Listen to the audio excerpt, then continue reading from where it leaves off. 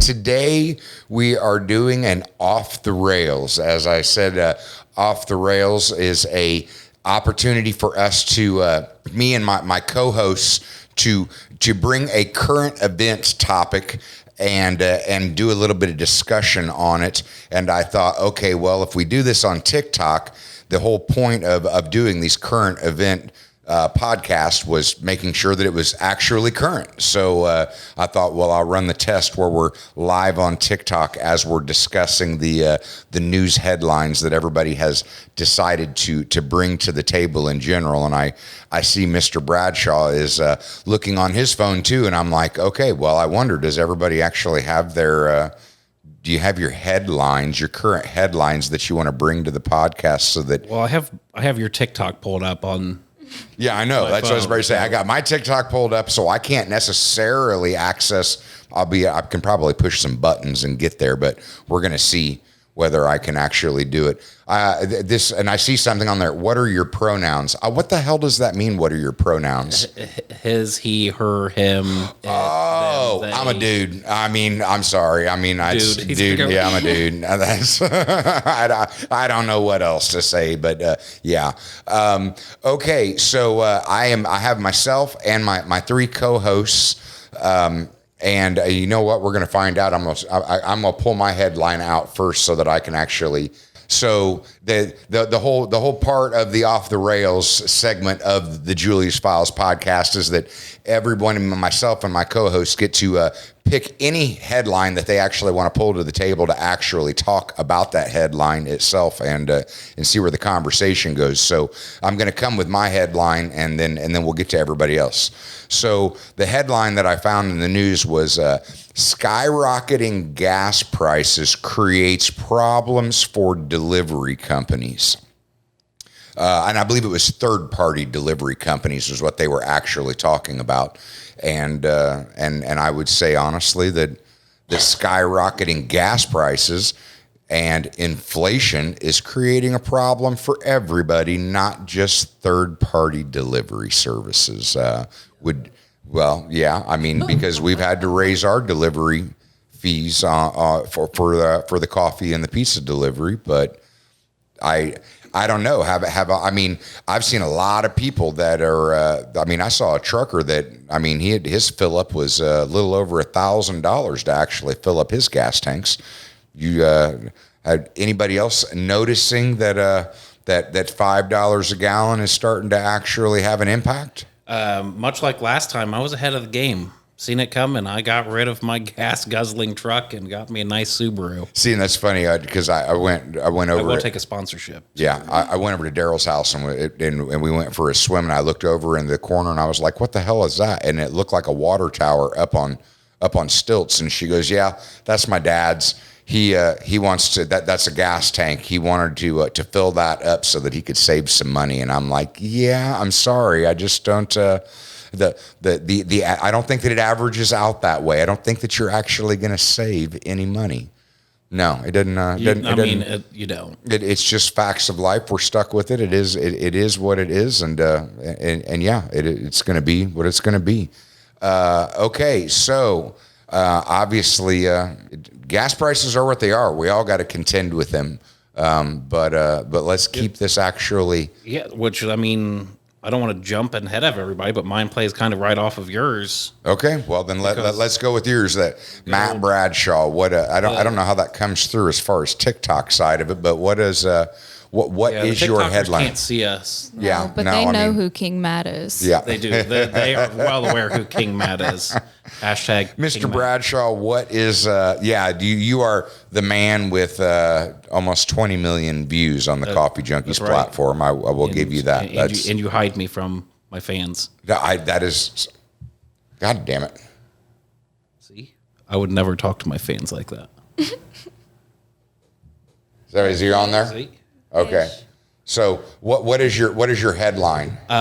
So the governor here in Indiana raised the gas tax yet again, to which now I believe, I can't pull up the article, but I believe we are now the highest in the nation, to where it was either it was 75 and it went to 95, or we're at 75 and the highest is 95. I don't know. I can't pull it up. Either case, 75 cents per every gallon of gas. Yeah, 75 cents per gallon of gas. Straight Indiana tax. So it's just Indiana tax. Yeah. So they're just catching up with like New York and California. At the beginning of the year, they told everybody like, "Hey, you're going to get that $125 stimulus because Indiana had so much money." Oh, that's about 2 tanks of gas. Yes. Yeah. And then it was like, just kidding. We're taking it back. And the thing is that because I go back to that with the cigarettes, they redesigned the box, and I'm like, I'm still going to buy the cigarette until I'm ready to quit. I don't even know why you're worried about redesigning the box. How about just lower the prices? Because government keeps ratcheting up the prices on everything, because half the time it is not even necessarily about whether the actual price of the product is affordable or unaffordable. It's about the tax that's assigned to the product and whether it's affordable or unaffordable.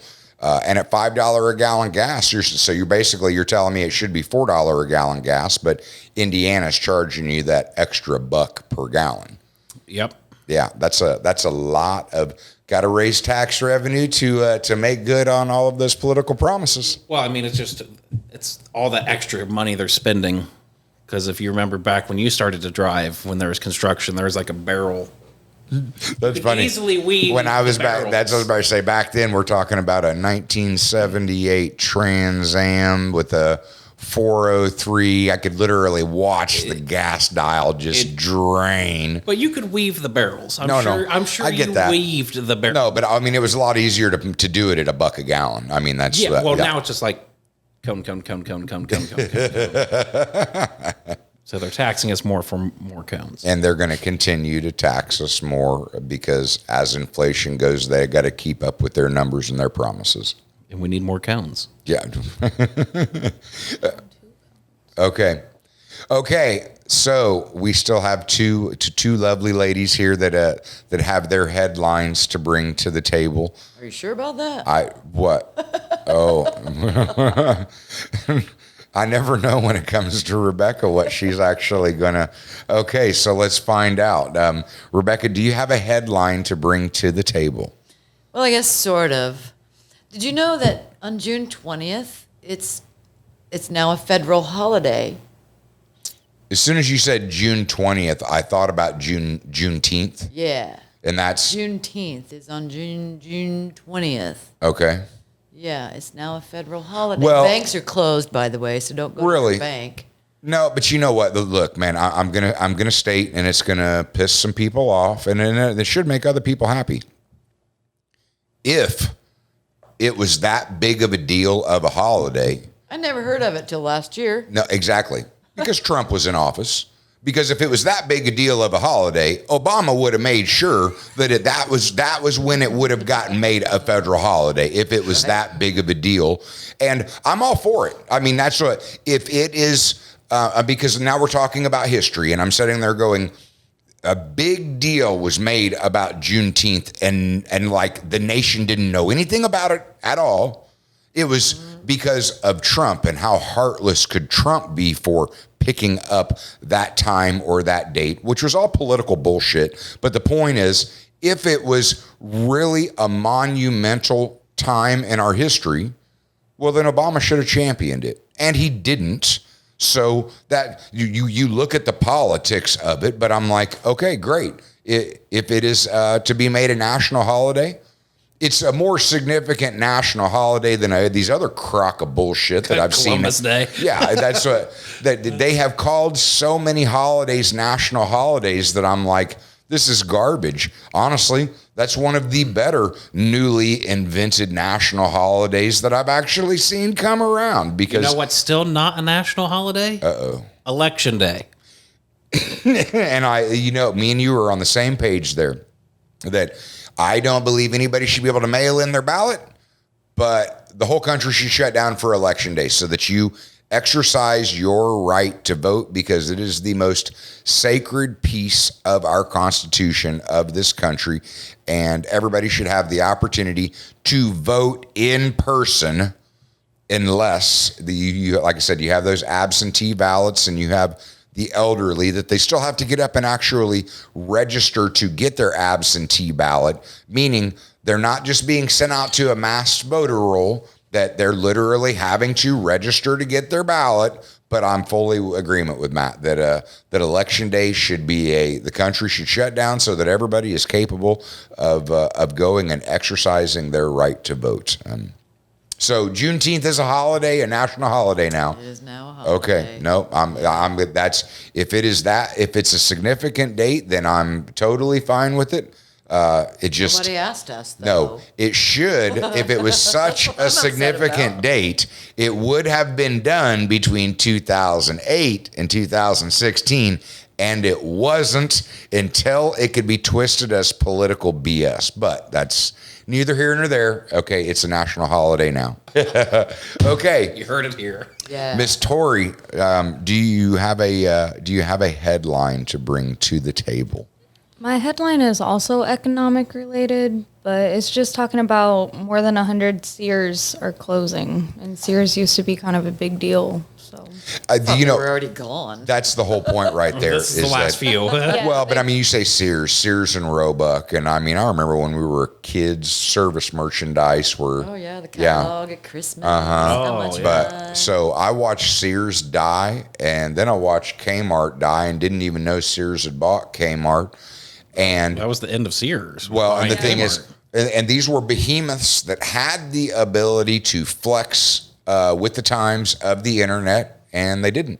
And that's my whole struggle is that, I mean, I'm in the middle of my entrepreneurial journey, and I'm trying to figure out how to actually flex and go with the change because I embrace change. But you have a lot of old world businesses, and Sears and Kmart are two of the biggest, that there was a time where they had the position, they had the money, and they didn't change with the times. And that's why it's like, if you're not growing, you're dying. Because to find businesses that literally stand the test of time, it doesn't happen. And that's also why I question the whole mentality of legacy, because I don't see anything that truly stands the test of time. Memories do not stand the test of time. Legacy does not stand the test of time. And I know of no business that has truly stood the test of time. I think GE might be one of the oldest. But when you look at it, I'm like, how many businesses have come and gone over the generations? That makes me. Now I wonder what is the oldest. GE's got to be up there. GE's got to be one of them. JP Morgan's going to be another one.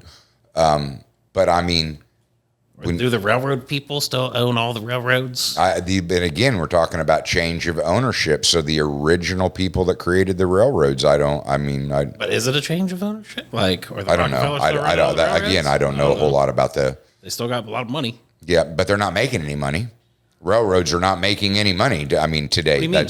Railroads make a lot of money. No, if they made a lot of money, they would be thriving, and I don't see the railroad industry thriving. What do you mean? Rail's your cheapest way to transport anything. But they're not thriving Because our country won't buy any more rails. Okay, is that the answer? no, the answer is Caswell Massey. They founded in 1752. It's a perfume and soap company, and they're still alive and kicking because it sells products online and through third-party retailers. And it sells to women. Yeah, you know. Yeah, that's right. I don't know if I want fragrances from the 1700s. Right. Notably, number 8 is Jim Beam at 1795 established, and then J.P. Morgan Chase. Jim Beam is older than J.P. Morgan. Okay, That makes sense. By You gotta like get 4 that alcohol years. money, then you got to 4 figure out where to bank years. it. yeah. Crane Stationery, DuPont, Oh, Colgate. DuPont. That makes sense too. Okay. Yeah, DuPont, yeah. Citigroup is in here. I don't really recognize a lot of these. Haven't heard you say GE though. Macy's. I have not seen GE. Macy's is another old school one Macy's was they still number ain't going to stand the 20. test of time. I mean, Yeah. They- It was they number won't. 20, and they only gave me 20, so there's that. wow. Wow. So what are we looking for? GE. Yeah. Yeah, because I mean, GE's not what it used to be. No, but GE's turned into a conglomerate now, so I don't. It said the original was founded in 1892. So. Yep, exactly. Yeah. No, that's right there. Electricity. And turbine. Well, wait a minute. The turbine engines didn't actually come in for another 100 years or more. Yeah. 50, 60. Okay.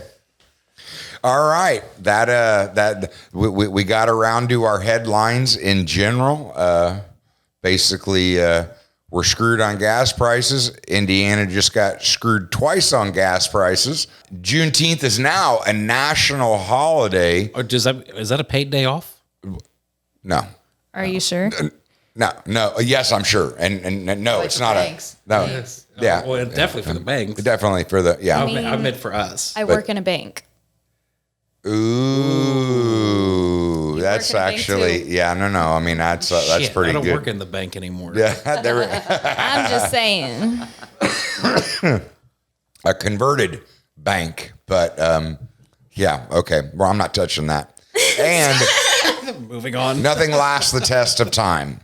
All businesses fail, including Sears, because Sears used to be one of the biggest craftsmen. They own Craftsman. Yeah, that's. Well, and I mean, and I'm sure. If I break my Craftsman, who replaces it? Yeah, who's going to replace it now? Well, the thing is, I would like to say that the bondholders have rights to the business, but as we did see back in the Obama days, that when it come to Chrysler, he had no problem screwing the bondholders, and that set precedent. So when it comes to this country, that wasn't the first time. Huh? That was no. That was the first time that the bondholders got screwed when the government out of bought it out. Yeah. No, that's not the first time. They definitely got set screwed. no, but they definitely set precedent. So Mitt Romney's been doing that for a while. Wow. Okay, we're trying to keep current with current topics and our off the rails, but that concludes our episode. So if you heard something interesting, definitely rate the show, share the show, and until next time, you guys have a good night.